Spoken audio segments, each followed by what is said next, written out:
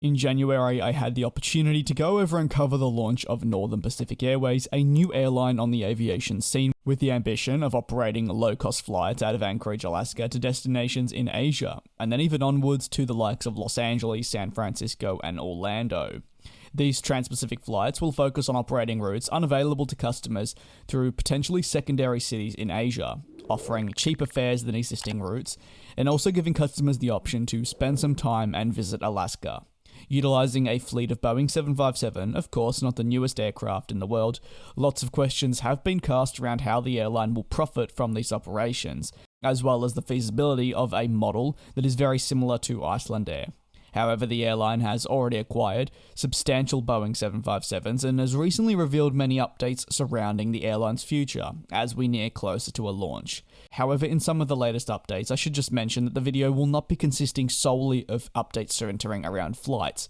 For those interested more in the infrastructure side of things, definitely stay tuned to the end with a bit of a focus on the airport. Flights, however, are set to be put on sale as early as this month, June of 2022, and the goal is to have operations commence in the fall of 2022.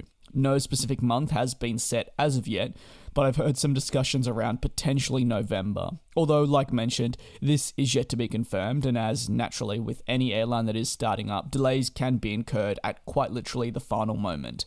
Although tickets being put on sale would definitely be a good indication that we're nearing closer than ever to this launch. The carrier will initially be flying with 4 Boeing 757s, which will be wet leased from Icelandair, before it expects to grow further with its own aircraft.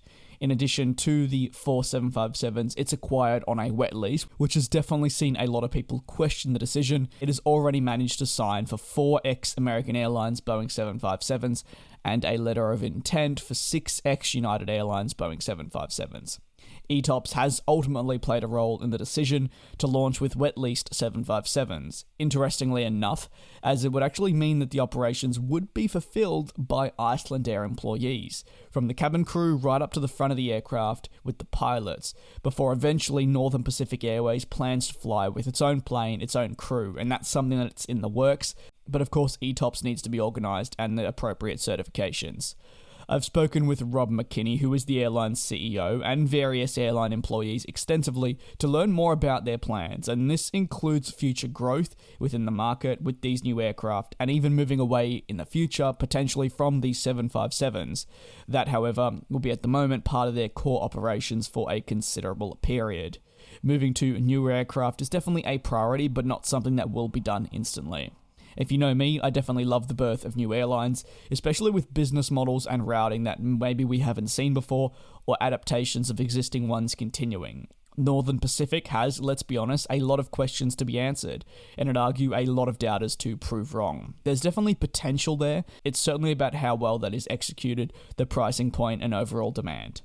Alongside the launch developments, Northern Pacific is also moving forward with a USD $6 million upgrade to a terminal at Ted Stevens Anchorage International Airport, which will be their home terminal for their own operations in the future. With 1,000 passengers per day initially across 8 flights, the 60% load factor has been noted a lot as a bit of a baseline to be in a position to continue operating. I think it'll be interesting to see how this progresses, and you can be sure that I'll be covering the latest developments here on the channel as we inch closer and closer to the launch of the newest US long-haul but also low-cost carrier. If you have any thoughts, you can let me know down below. Thanks very much for watching, and I will indeed see you next time.